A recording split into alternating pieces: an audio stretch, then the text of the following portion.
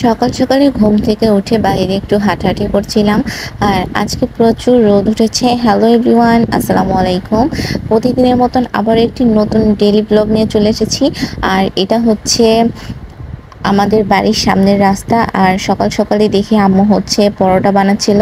গমের আটার রুটি দিয়ে এভাবে চারকোনা করে কেটে তেলে ভেজে নিচ্ছিল। আর এই পরোটাগুলো খেতে কিন্তু অনেক মজা লাগে। আর তারপরে এই তো একে একে সবগুলো ভেজে নিচ্ছিল। আমি একদিক দিয়ে বানিয়ে দিচ্ছিলাম আর আরেক দিক দিয়ে আম্মু ভাজছিল। আমি চেষ্টা করছি বাড়িতে আসার পর থেকে যতটুকুই পারি আম্মুকে একটু হলেও সাহায্য করি। আর এই তো এখন হচ্ছে সবগুলো নাস্তা বানিয়ে নেওয়া শেষ। এখন হচ্ছে খাওয়া দাওয়া করে নিব। আর অনেকদিন পরে এসেছি, ভালোই লাগছে। আব্বা আম্মু ছোট দুইটা ভাই আছে, তাদের সাথে সময়টা অনেক ভালোই কাটছে। আর তারপরে এখন সকালের নাস্তাটা সবাই মিলে করে নিব। আর এখানে হয়তো এই তো পরোটাগুলো সব ভাজা হয়ে গিয়েছে। আর সাথে ছিল ভুড়ি, আর গরুর ভুড়ি আম্মু রান্না করেছিল আলু দিয়ে, একদম ভাজা ভাজা করে নিয়েছিল। এইভাবে ভুড়ি রান্না করলে যে এতটা মজা হয়। তারপরে সাথে তো সেমাই রান্না করেছিল। আর আমার কাছে বরাবরই এই পরোটা দিয়ে সেমাই খেতে অনেক ভালো লাগে। তারপরে এই তো এখন হচ্ছে সকালের নাস্তাটা সবাই মিলে একসাথে করছিলাম। খাওয়া দাওয়ার পরে আম্মু দুপুরে রান্না করবে, এর জন্য আম্মুর সাথে একটু হালকা পাতলা যতটুকুই পারি আম্মুর কাজে একটু সাহায্য করছি। আর বাড়িতে আসার পর থেকে আমি প্রচুর অলস হয়ে গিয়েছি, কোনো ভিডিও করতে ইচ্ছা করে না।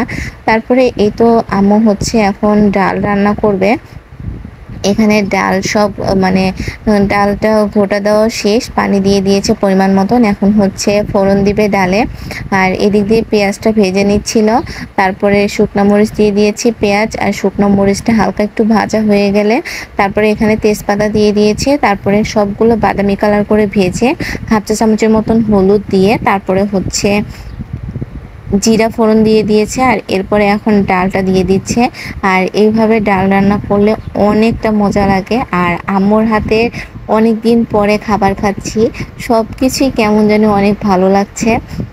আর আম্মুর হাতের রান্না যে কতদিন ধরে খাই না, বাড়িতে আসার পর থেকে আম্মুকে বলছি এটা বানিয়ে দাও ওটা বানিয়ে দাও। আম্মু শুধু বলছে কি খাবার, শুধু একবার খালি বলবা। তারপরে এই তো এখন হচ্ছে করলা ভাজি করবে এখানে, এর জন্য সব পেঁয়াজ টেয়াজ সব ভেজে নিচ্ছিল। তারপরে এদিক দিয়ে আমি আবার করলাটা ভাজি কেটে দিয়েছি আম্মুকে। এখন হচ্ছে ভাজিগুলো করে নিচ্ছিল। এখানে হাফ চা চামচ হলুদও দিয়ে দিয়েছে, তারপরে পরিমাণ মতন লবণ দিয়ে এখন ভালো করে ভাজিটাকে ভেজে নিতে হবে। আর এদিক দিয়ে ভাজিটা ভেজে নেওয়ার পরে আর গরুর গোস্ত রান্না করবে, আছে গরুর গোস্তটাকেও কেটে নিব। আর আজকে অনেক দিন পর ছোট ভাই আবদার করেছে, আপু তুমি আজকে কোনো একটা কিছু নাস্তা বানিয়ে দিবে। আর প্রায় সময় বলে যে হচ্ছে আপু কেক বানিয়ে দাও, এটা বানিয়ে দাও ওটা বানিয়ে দাও। তাই আজকে ভাবলাম ছোট ভাইয়ের আবদারগুলো পূরণ করি। আর আজকে হচ্ছে ছোট ভাইয়ের জন্য কেক বানাবো। আর অনেক দিন পরেই কেক বানিয়ে খাওয়াচ্ছি তাদের। আর আমি আসার পরেই তাদের নানা ধরনের বায়না থাকে, আপু এই নাস্তাটা বানাও, আপু ওই নাস্তাটা বানাও। ইউটিউব দেখে দেখে আমাকে বের করে দেয়, আপু এই যে এই নাস্তাটা বানাবো। এগুলো তো অনেক ভালোই লাগে। আর এদিক দিয়ে আম্মু হচ্ছে গরুর গোস্তগুলো কেটে এখন হাত দিয়ে ভালো করে মাখিয়ে নিচ্ছিল। আর আম্মুর হাতের এই মাখানো গোস্ত রান্নাটা এতটা যে মজা হয় কি আর বলবো। আর এই তো কষিয়ে নেওয়ার শেষে এখন পানি দিয়ে দিচ্ছে পরিমাণ মতন ঝোলের জন্য। আর এদিক দিয়ে আমি এখন কেক বানিয়ে নিচ্ছি। এখানে দুইটা ডিম নিয়ে নিয়েছি, ডিমটা নেওয়ার পরে ডিমের কুসুমগুলো আলাদা করে নিচ্ছি। আর তার সাথে নিয়ে নিয়েছি ডাল ঘুটনি।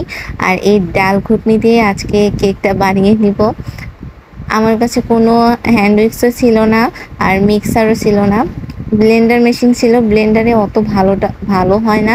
তাই আজকে ভাবলাম এরকম ডাল ঘুটনি দিয়ে করে নিবার। দেখতেই তো পাচ্ছেন কত সুন্দর ফোম হয়েছে। আর এইভাবে হচ্ছে ডাল যেভাবে আমরা ঘুটি এইভাবেই ডিমগুলোকে আগে ঘুটে নিয়েছি, সাদা অংশগুলোকে। তারপরে এখন কুসুমগুলো দিয়ে দিলাম। কুসুমগুলো দিয়ে তারপরে আবারও সাদা অংশের সাথে মিশিয়ে নিচ্ছি ভালো করে। মিশিয়ে নেওয়ার পরে এখানে আটা দিয়ে দিলাম, মানে বাদবাকি যা উপকরণ ছিল সবই দিয়ে দিচ্ছি। আর এই রেসিপিটা অন্য আরেকদিন শেয়ার করব আপনাদের সাথে। কেক বানানো খুবই শর্টকাটে বানিয়ে নিচ্ছি কেকটা আজকে। আর আজকে কেকটা অনেক মজা হয়েছিল, ভাবতেও পারিনি কেক এত মজা হবে। অনেকদিন পরে বানাচ্ছি তো একটু ভয়ই লাগছিল কেমন না কেমন হবে। পরে দেখি না, খাওয়ার পরে মাশাআল্লাহ অনেক ভালো হয়েছে। আমার ছোট ২ টা ভাইও অনেক পছন্দ করেছে। তারপরে এই তো সবকিছু মাখিয়ে নেওয়া শেষে এখন ভ্যানিলা এসেন্স দিয়ে দিচ্ছি। ভ্যানিলা এসেন্সটা দিয়ে ভালো করে আবারও মিশিয়ে নিচ্ছি।